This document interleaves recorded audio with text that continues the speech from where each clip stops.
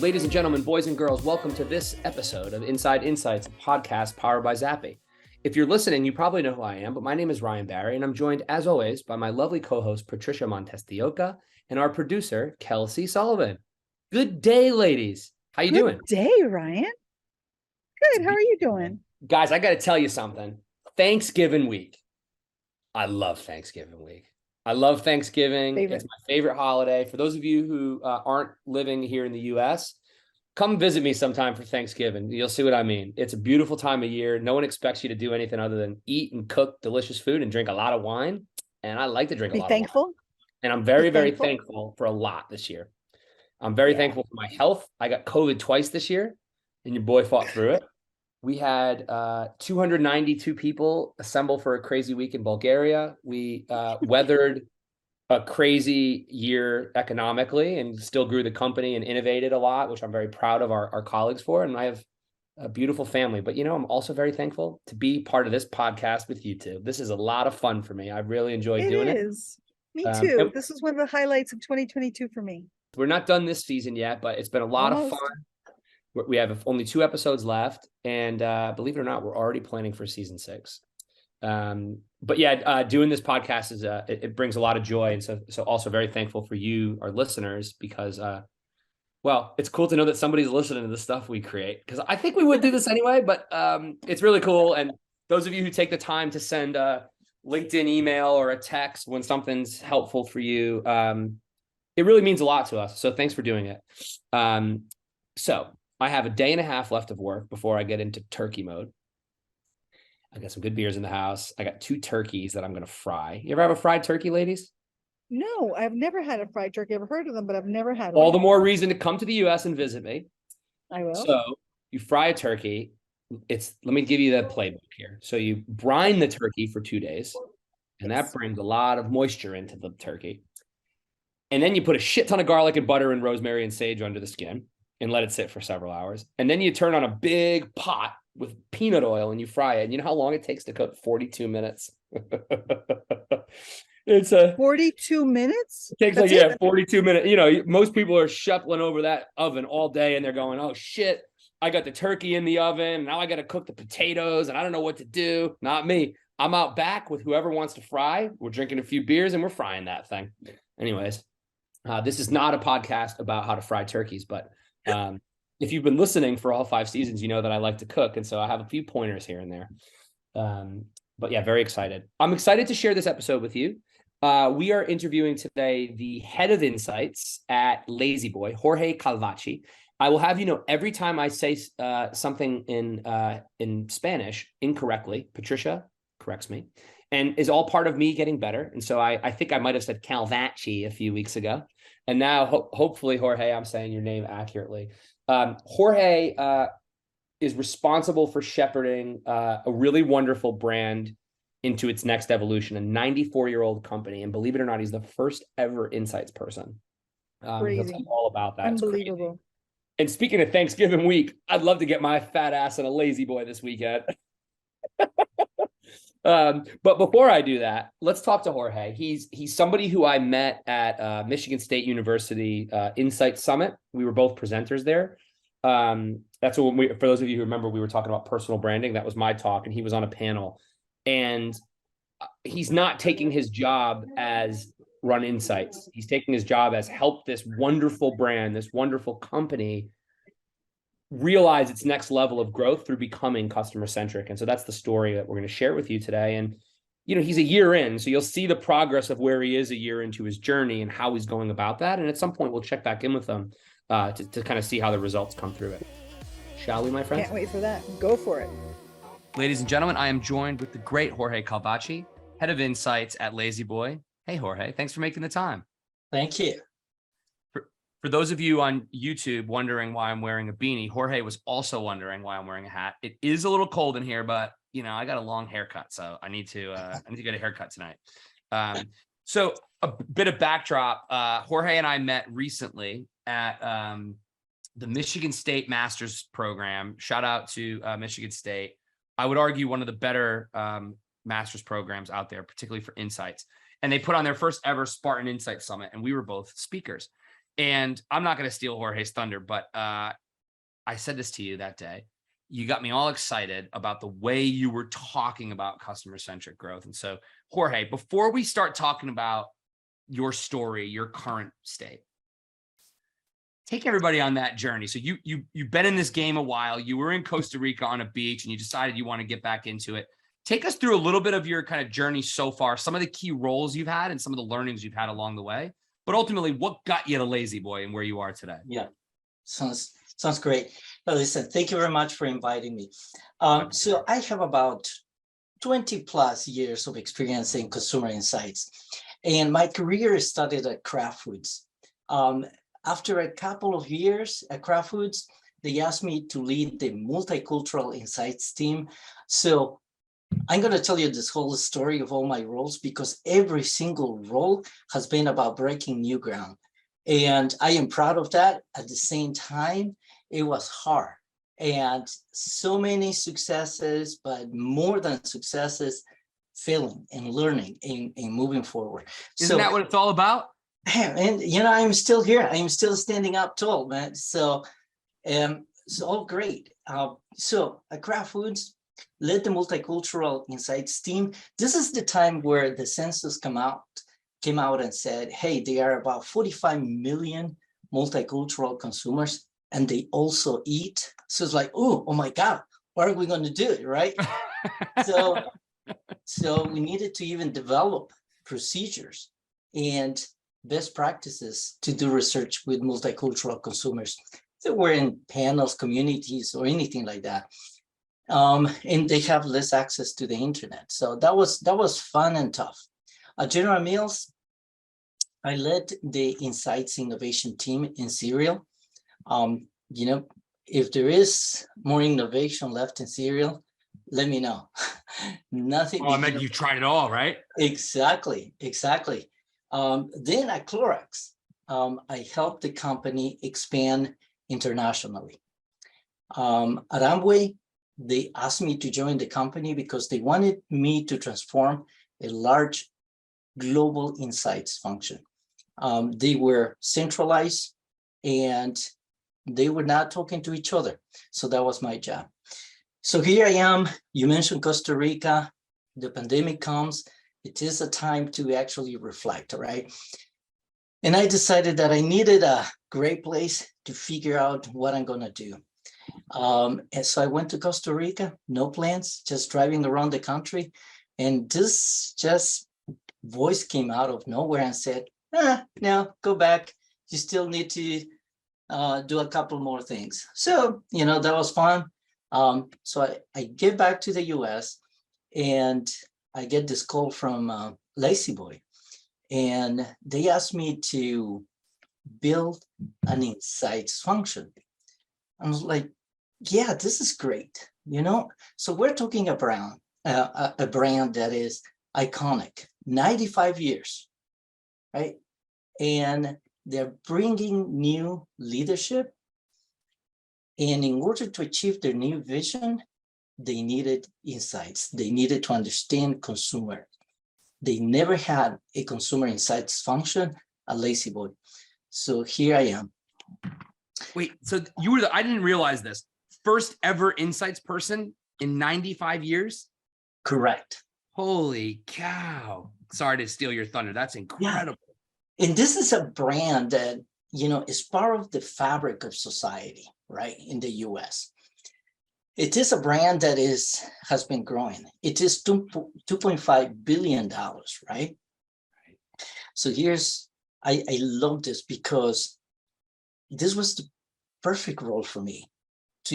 I get to build not only an insights function, but I get to build an insights ecosystem. So that was in my head. But even more than that, when I said yes to this job, what really resonated to me was that what I needed to do, because they never had an insights function before, that I needed to create a consumer-centric organization, or at least help the organization get there. So, you know, I love it because here I have the opportunity with the team to reposition Lazy Boy from a dormant brand in memories to an active, interesting, and distinctive and fun brand in the present. That is my job. Wow. Okay. So this story is even more cool because I didn't realize you were the first ever person. So you're asked to build an insights function. You say, no, we need to become customer-centric. 95 years of scar tissue of not being customer-centric, balanced off by 95 years of strong product market fit, brand prestige, $2 billion market cap, and so on and so forth. So take me through this. So what were the steps you went about to not just work on consumer insights, but reframe the company's viewpoint to leverage the history, but also bring the customer into the tent? And I'd love to talk a little bit about the stakeholders you had to engage, how you went about doing that, and sort of the process of turning the company's eyes a little bit differently. Great. So the interesting thing is that if there was no pandemic, I don't think they would have been thinking about becoming more of a consumer-centric organization. Yes, they were bringing leadership from other really sophisticated marketing companies. But what happened is that, look, if you take a look at the last 2 or 3 years of what has transpired in the world, you're familiar with the term VUCA, right? I don't think so. VUCA, volatility. We're living in this environment of volatility, uncertainty, complexity, and ambiguity. So, you know, just to mention a few things, right, to bring it home: inflation, a potential recession, global warming, new pandemics, women's rights, political divides, shootings, and the list goes on and on. So, insights plays a critical role here. So the reason that they brought me as well is to guide their decision, because the pandemic really impacted the industry, furniture industry. At the beginning, they didn't know what to do. They didn't know what the consumer was going to think or do, or behave, you know. So they needed somebody to understand the consumer. With that, they developed a vision that they needed to become more pandemic resilient, and all of that, and grow, and all of that is based on the consumer. So to play that back, so there's this compelling event of let's just call it 2020. A lot of deeply held beliefs and assumptions were thrown out the window, and there was a degree in that boardroom of, we don't know what they're thinking, and that's uncomfortable if we wish to keep growing for another 95 years. Is that a fair play? That? Yeah, no, that is basically it.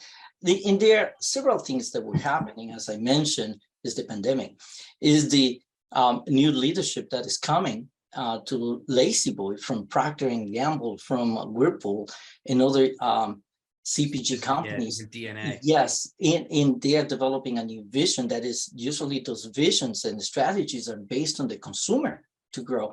And just to give you an idea, yes, the good news is that Lazy Boy is 95 years old, right? And is still going strong.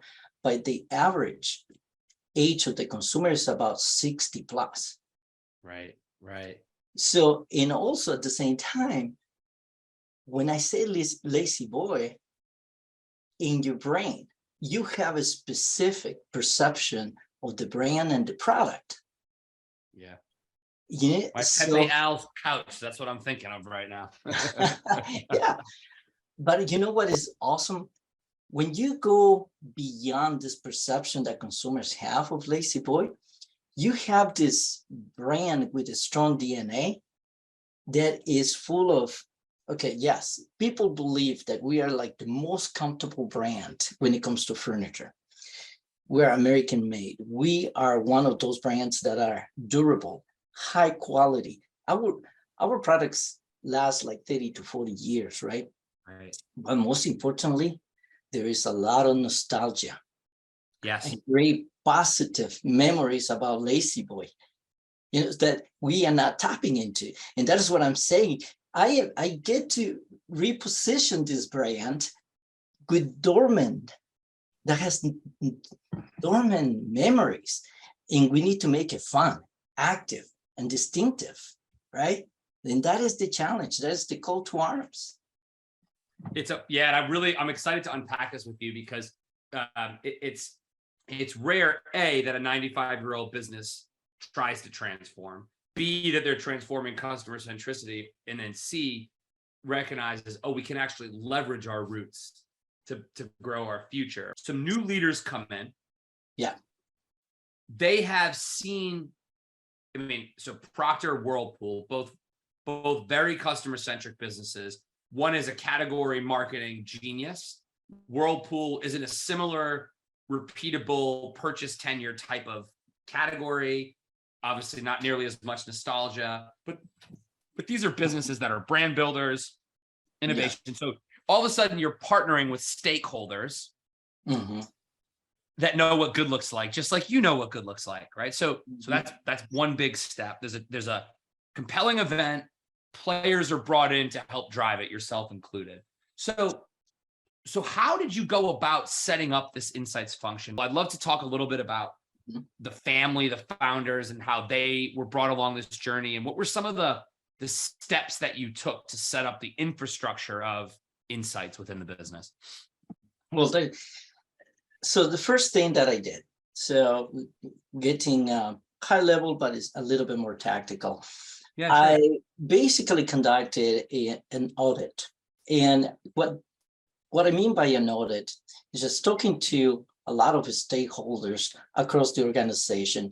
And I did my own analysis of, what is the way I set this up was, what are roses, which are beautiful and they smell fantastic. Those are our pluses.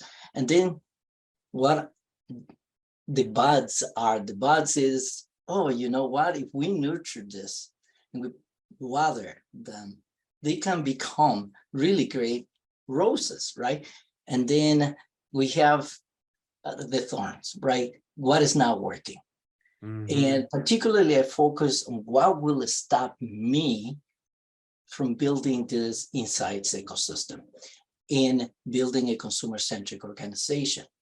So I did that. So identify that, for instance, a rose was the support that I got from the C-suite, the support that I was getting from my team, my boss, and also they were thirsty. They were starving for insights, right? Opportunities, the buds, I don't know if not that many people know that Joybird, a really up and coming, really stylish company that is just on the internet. Well, we're helping them open some stores in key markets. It's just growing. How can we take advantage of that, right? And then there were some thorns. The company is big. And when a company has been focusing for 95 years in developing the best, most awesome, most comfortable recliner sofa in the industry, they are a product-centric company, right? So, and they were making decisions, that way. Now, here I come, right? And with this audit, I was able to identify what I call 10 areas that in my case, I said, well, where are you? I was all the way from, do we make decisions based on the consumer, right? And 5-point scale, but to make it a little bit more, impactful. Are we in diapers? Are we in pull-ups? Are we, are we walking? Are we running, right? And I got to tell you, most of it was we were in diapers. And I presented this to the highest level, right?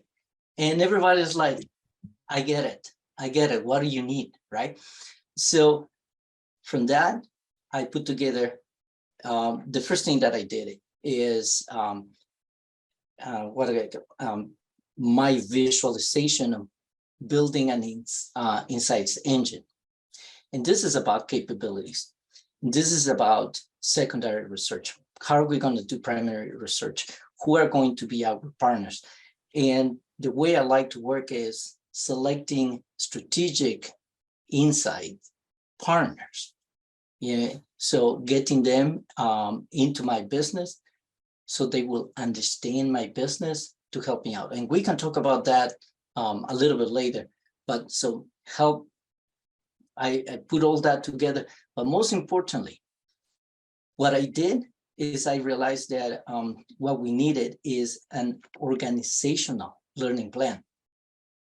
So I went to with my team, went to all different functions, and I asked them to put together this form that we provided to them that I call, what do you need to know to unlock growth?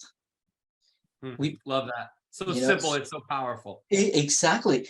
And, so what is important? What is urgent? What decisions you're going to make? But and also what else do you want to know? But we gathered this from 9 different functions. And you know what is beautiful about this? Is now that I have all this information in my hands, I can create this research plan for the next 2 or 3 years.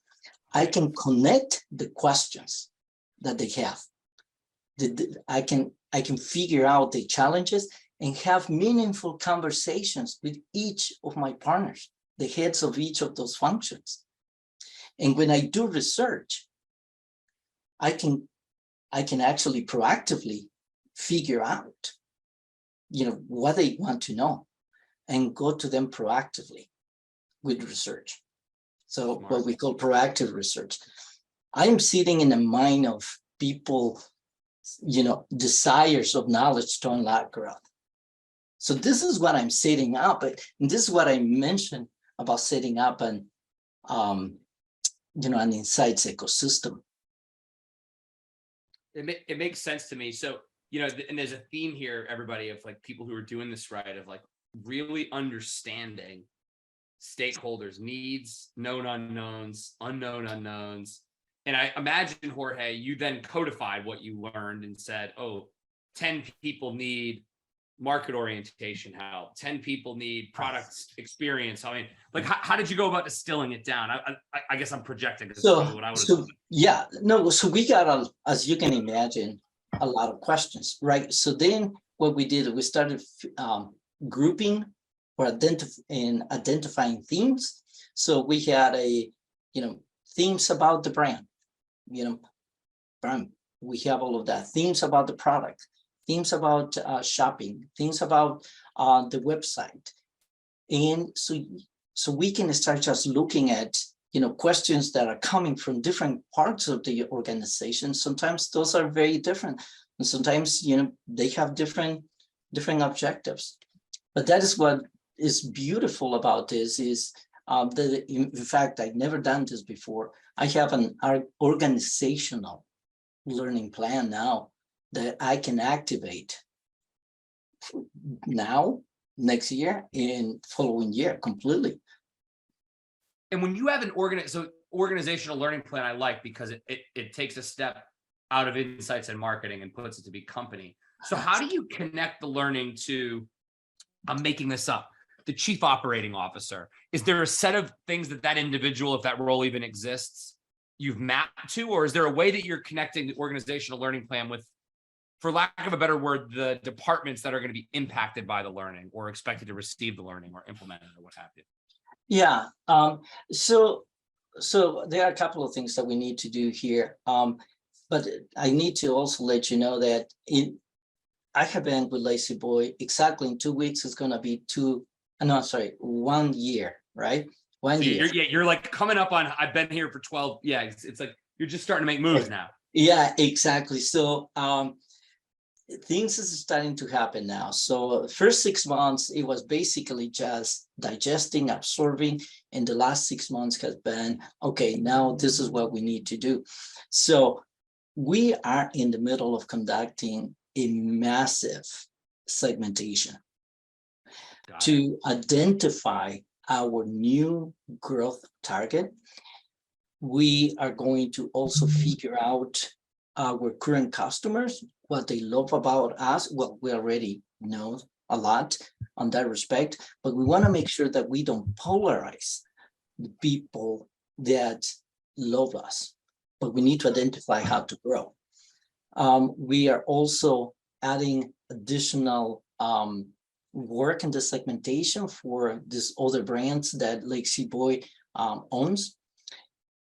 So in multicultural consumers as well included here, because now we know that if you don't have a multicultural strategy, you don't have a growth strategy, you know?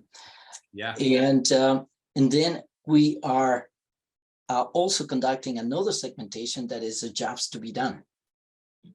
You know, and we're going to integrate those segmentations, kind of like visualize a matrix, right? Like within different targets, what are the needs? What are the jobs that we need to do? Mm-hmm. And then in about like 3 or 4 weeks, we are going to be doing a consumer journey map. All of that has been driven by the organizational learning plan. So would I'm going to have this, like everybody else, like this major presentations about the segments, jobs to be done. But because I also have it specifically by function, what really will unlock growth for those functions, then I need to create and make recommendations and build story and insights for those specific functions based on that. They don't care about like, we have 3 or 4 segments and what about this and that, if it doesn't talk to them in a way that suits their need, I'm going nowhere. So there's going to be a lot of interaction, telling that story, creating a lot of sympathy, empathy, and compassion for the consumer. Yeah, it makes perfect sense. For a lot of my listeners will remember we had Mark Ritson from Marketing Week on, and his point is how poor most companies are at market orientation, about really turning the camera around.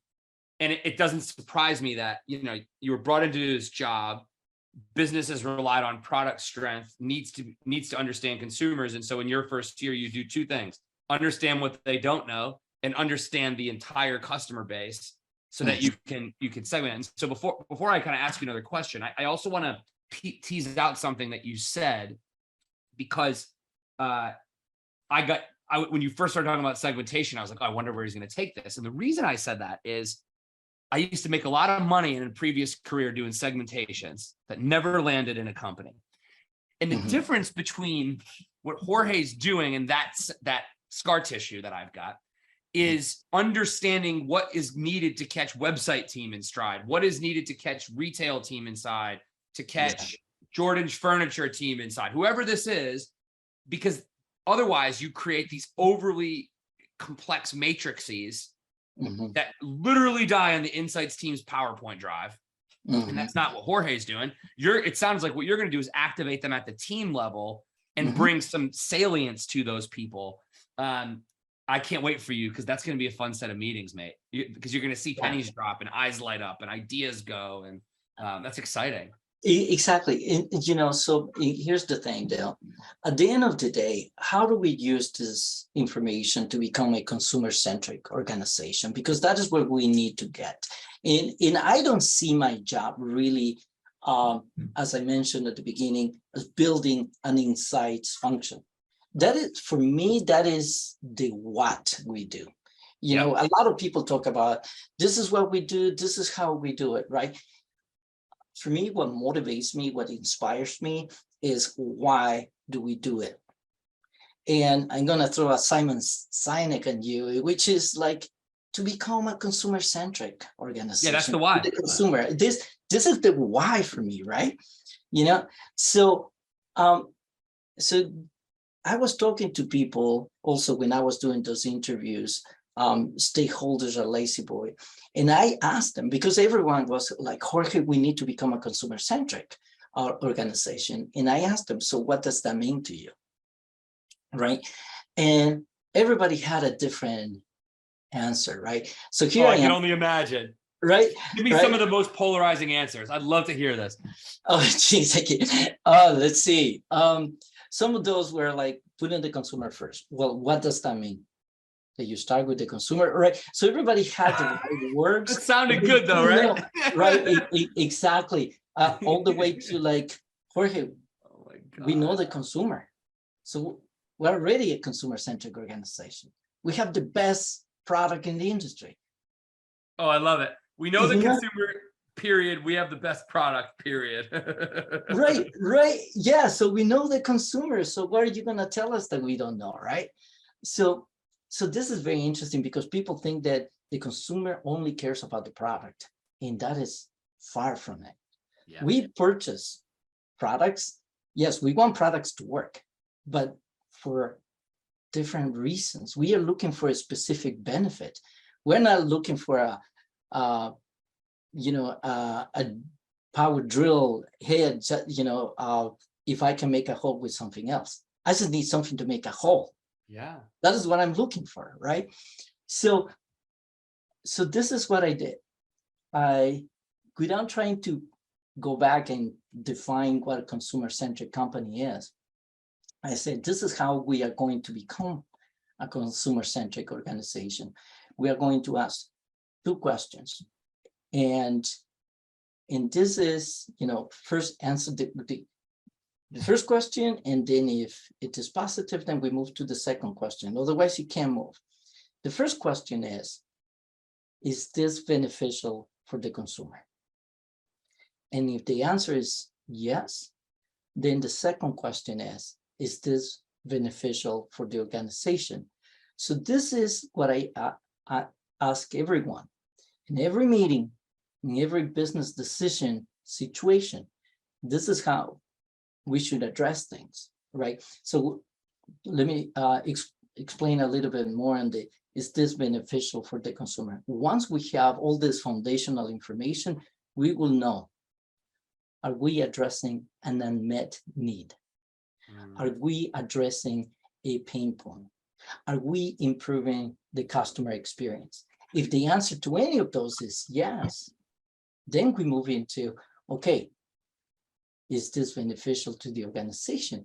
And this could be more like, okay, yes, this is helping us become more agile, more efficient, save money, increase margin. And then, if you say, oh no, this is right now, we can't do this, but we know that if we do this, it will be a huge benefit for the consumer. So we need to figure out how to deliver on that. Yeah, how to actually get there. But, and I'm sure that you have a lot of experience in also in my previous jobs as well, is that the first question is this beneficial for the organization? Can we make money? Can we sell more? Yeah. We don't, we don't even know, how this is going to impact the consumer. Yeah. So, so it's so simple, but so powerful. And that is how you start creating this consumer-centric organization. But at the same time, I cannot do it alone. So I am asking all members of the C-suite and VPs to ask to any team or any team member that goes to ask for a decision, approval, or whatever, to ask, so what is the consumer perspective on this? What options were the consumer given? How is this going to impact the customer experience? So people now are starting to know that if the CEO, if the CCO, the CMO ask those questions, they better be ready. So they started coming to me. And I got to tell you, we're a mighty team of 2 right now. We're 2 people. continuing to grow. Exactly. But we're getting things done, and we are super busy, but we are also, the company, with this is great, they're protecting us so that we can just focus on building this ecosystem and answer key questions about how to grow at this moment. What I love about this is the simplicity of this. I mean, we can all go do this tomorrow. Is really just start asking that question, and the fact that you got your whole C-suite to do it, that will create more impact than a lot of things will do. A lot of projects, a lot of decks, and it strikes me particularly as a profound thing to do in a product-centric organization.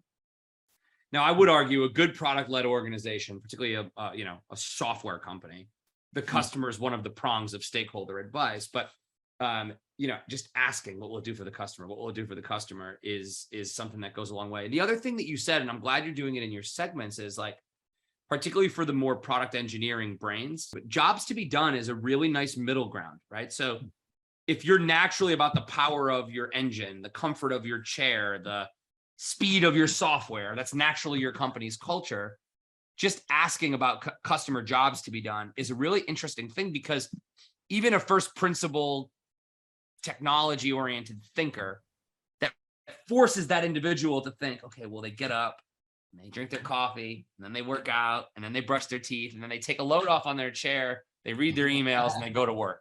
Like, just taking, and that helps you map your customer journey. I think I love the simplicity of this feedback, and the fact that you're pulling this off with two people. No, but see, this is great. And here's another thing that, and I mentioned about the company is a product-driven organization.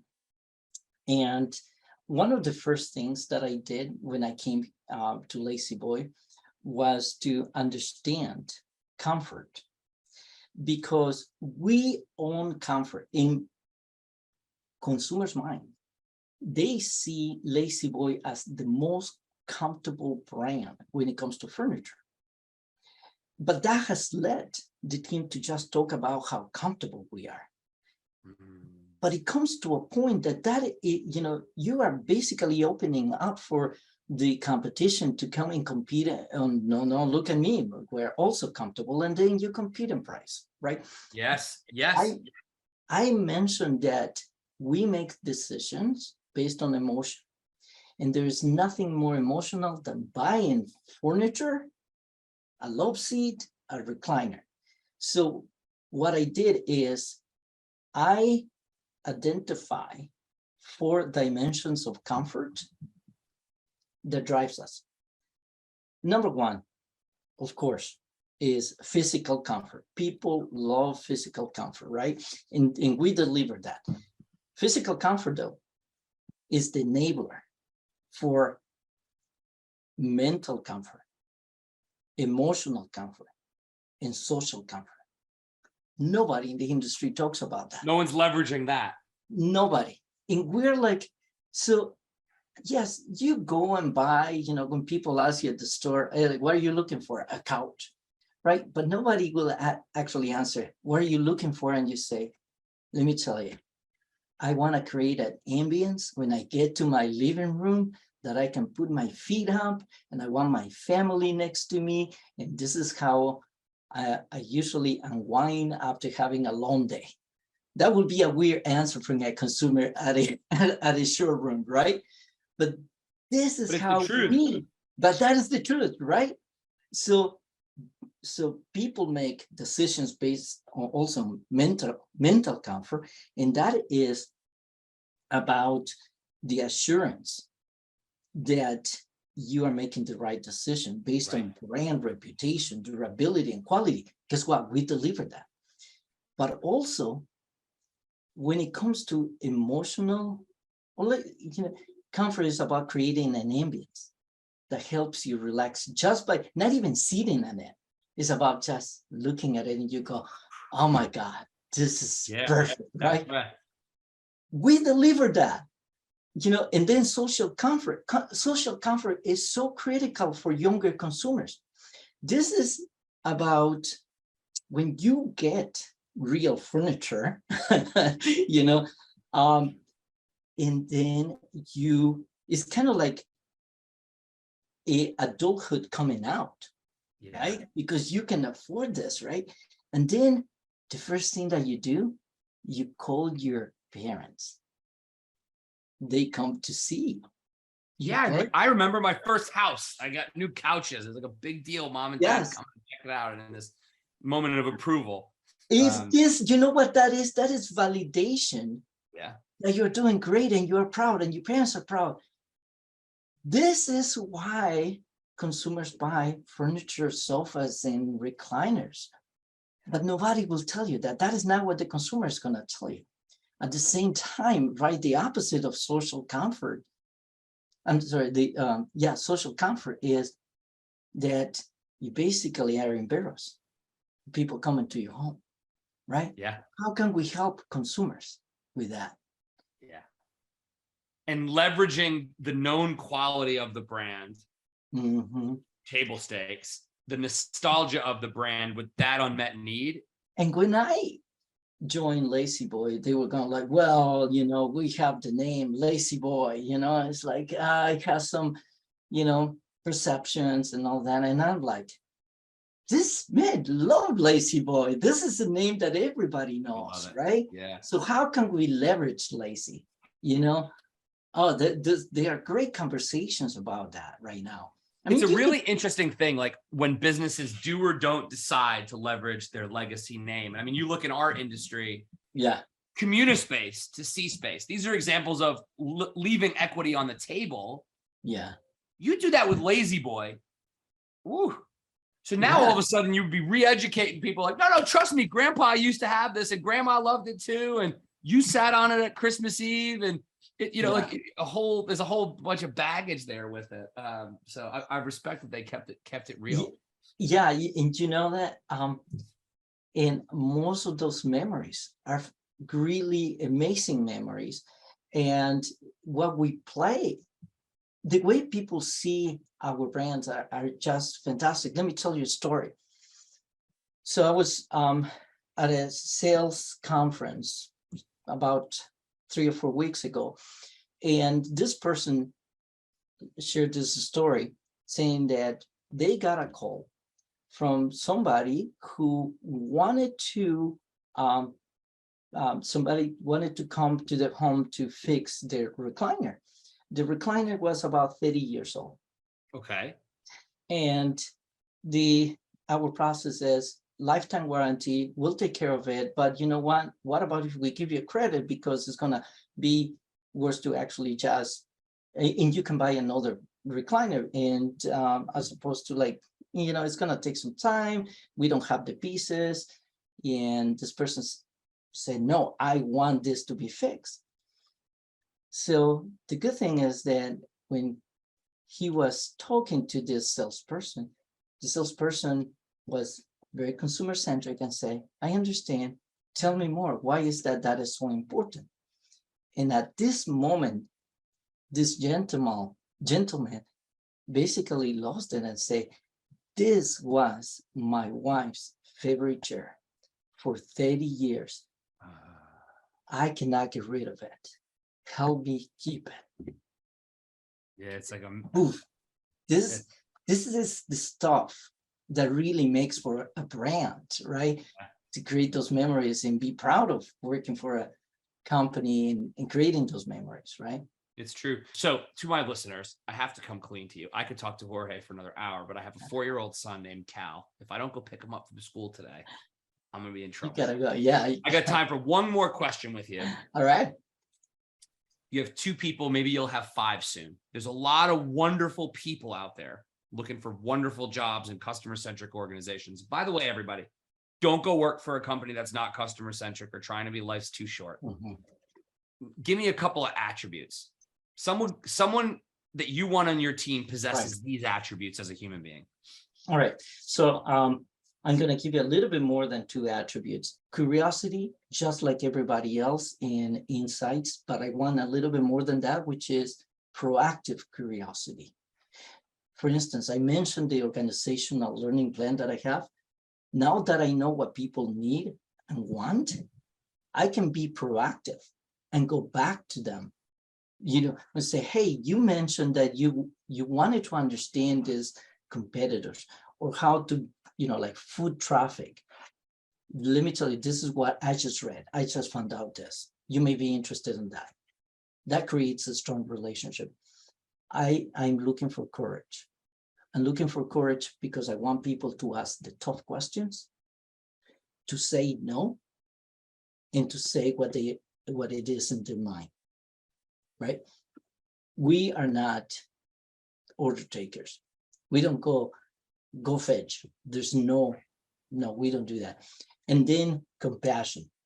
But for me, compassion is a little bit higher than empathy, because, okay, so for sympathy is really basically understand somebody's feeling. Empathy means more that you are feeling what the person is feeling. And compassion is action driven, is the willingness to relieve that pain point of another person.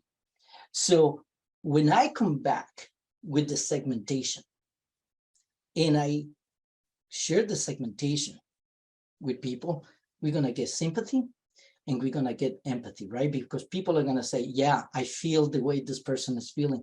But when I actually take it to a brainstorming session with the willingness to relieve that pain from consumers, that is what compassion is action driven. You got to do something about it.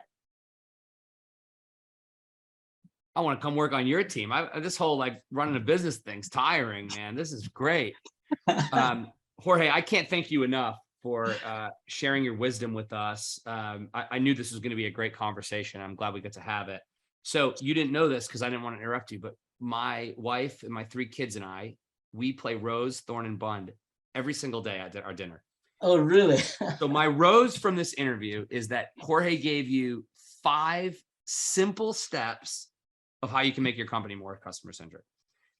My thorn is that, well, I love my son, Cal. I got to go pick him up.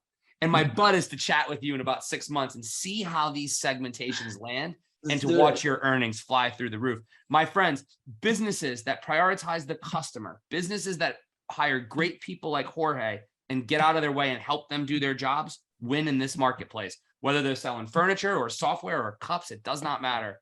Jorge, thank you, my friend. I really appreciate this time with you today. Thank you, my friend. Take care. So, Patricia, I hear you have a little bit of a bone to pick with me.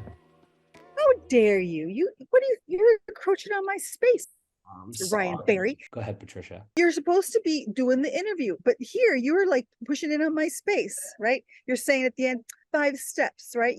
5 simple steps on how to make your company more customer-centric. Well, you thought you were just setting me up. Well, I'm not going to let it happen. All right. Well, don't let it happen. Because that's not how it's going to roll today. I'm going to start. I'm going to bookend this. I'm going to make a sandwich and then I'll put it in the middle. Okay. Yes, but hold on. I'm going to defend myself first. I was out of my interviewer mode. Go defend yourself. For those of you who remember, we interviewed Nick Graham 2 seasons ago. Nick Graham runs Insights at Mondelez. And I said in that interview, Nick Graham is the best listener I know. And this is something I picked up from him. And so I did steal your thunder and you're going to regain it. But I was just replaying back what he told me, which is a good reminder of how to be an active listener, even though it pisses your co-host off. I'm sorry, Patricia. So note to self, don't just active listen on podcasts anymore. There was a lot of really good gold here. So I'm going to start with the sandwich, right? I'm going to make this into a sandwich and I'm going to do the bookends. One of the things that seems just so incredible to me, right? Other than the fact that he spent some time in Costa Rica figuring out what's next. So jealous, right? Was the fact that Lazy Boy decided that they needed a change. 94, 95 years in, they're successful. They're doing it great. They're doing a marvelous job. And then all of a sudden they think, wait, maybe we need some insight. This is not an easy thing. And kudos to them for actually doing that, right? To be honest, he told us that the pandemic made them think about being more consumer-centric. That's understandable, right? The volatility, uncertainty, complexity, and ambiguity, VUCA for those who were listening, right? Made them think, I need more, because the pandemic impacted the furniture industry and made Many people want to be home more, and something that used to be their turf, many other people were encroaching on it. So that's where they began. That's where they thought we need Jorge. Now, I know why Jorge did an amazing job, because Jorge is amazing. But the fact that Lazy Boy let him do his work, that was fantastic. So I think it's a combination of good and gooder, right? Better, because it was everything coming together at the same time to make this all happen. So kudos to that. Now I'm going to fast forward. I'll rewind in a second. Let me fast forward to the end. All the work that's being done, that has been done, I think by this time it's exactly a year since Jorge started in his role, is implementing the change, right? You know, what happened when he implemented the change? What did he learn, right? What made this all work, right? The results in action, something really simple. He understood comfort now. What's there to understand about comfort, you think, right? Well, the thing is that consumers perceive that Lazy Boy owns comfort. They knew this, but then let's dig deeper, which is what Jorge did.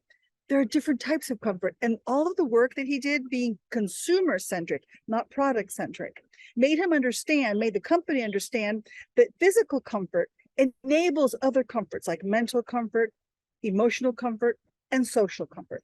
So they've taken something they owned. They've relied on their history. They've delved deep, and they've understood their consumer to understand that physical comfort is when you, as you just said, lay your big behind on the Lazy Boy after you eat the turkey, right? But mental comfort is all about the assurance that you're making the right decisions based on the brand, etc. And emotional comfort is all about holding on to the memories, the positive ones, not letting go. Like the gentleman who wanted to fix his wife's seat. And then there's social comfort that's so critical, like for younger consumers, when they get real furniture and they grow up and like they're doing the adulting thing, right? So I think that's something that's important, that we make sure that the result of all this, why is it worth it? What's in it for them? They got this deep insight that's going to help them take something they own and make it better, make it bigger, make it deeper. So they're truly owning it. And Jorge has taken them on this journey. Now I can rewind a little bit and tell them how Jorge did it. 5 simple steps. Ryan was absolutely right. Simple being the key word in that sentence, because there was nothing simple about it. Jorge did an amazing job, because he took the 5 steps, but he took his company through it. So whether they were conscious that he was making them do change management or not, he did it in the most beautiful way, because he eased on in.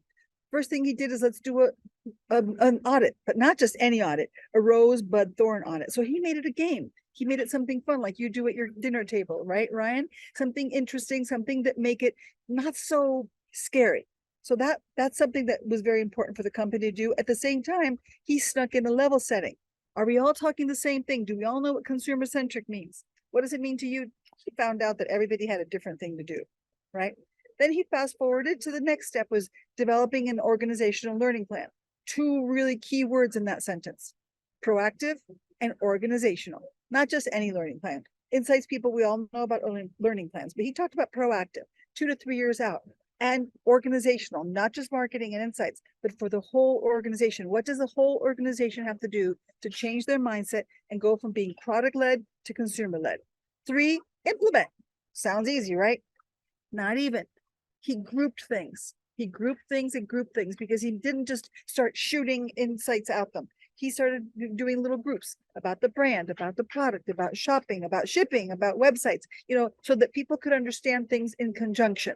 And he's big on segmenting. That's what we're going to be talking to him about in 6 months, is segmenting. And he segmented to understand new and current consumers and all the jobs to be done in between, right? Which is what helped them develop the growth strategy.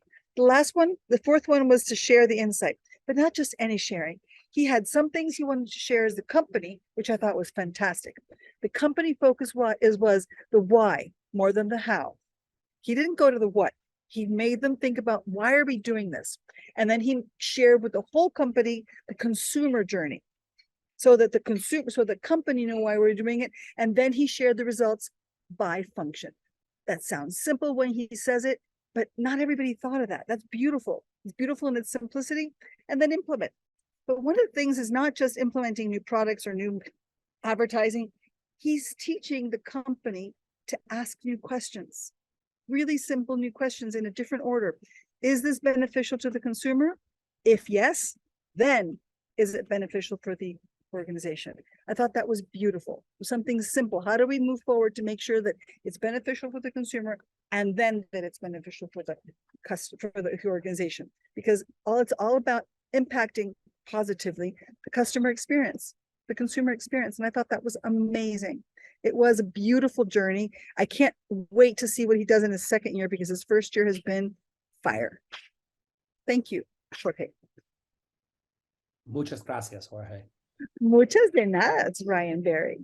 I'm trying here. So, and by the way, my kids are now learning another language, and it is amazing how easy it is for kids and how hard it is for knuckleheaded dads like me to learn new things. Reminder of remember our Tony Costello interview. Stay curious like a kid. But proactively curious, the way Jorge says. Yeah, I like that. I really enjoyed Jorge's interview. As you heard, I unfortunately had to run because yes, you did. Life, right? We are all. You're I think I'm sure many of you can relate. We are both working people in this house, and so sometimes Dad's gonna go to school and soccer or whatever the hell else is going on. So I'm gonna come clean. We have one episode left in this season. We've already created some crazy content for season 6, so I'm not gonna tell you what our season finale is. I'm going to surprise you, but I promise you it will be hot fire. And this is where, if you're watching on YouTube, this is where I will trigger a fire emoji. So more to come. We are already planning into season 6, which will drop in Q1. So thank you very much for listening.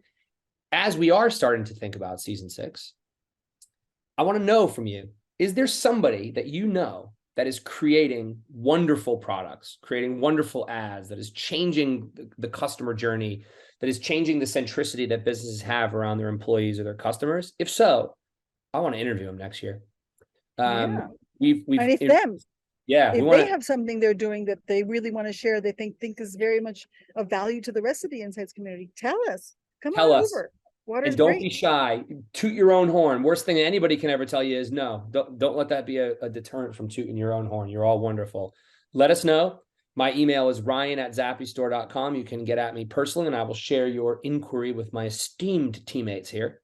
By the way, for those of you not watching on YouTube, Patricia, all the way down in Columbia, still rocking the Boston Red Sox hat. Finished in last place. They're not that good, but you got a little Boston left, and I dig it. I appreciate that. I got a little Boston in me.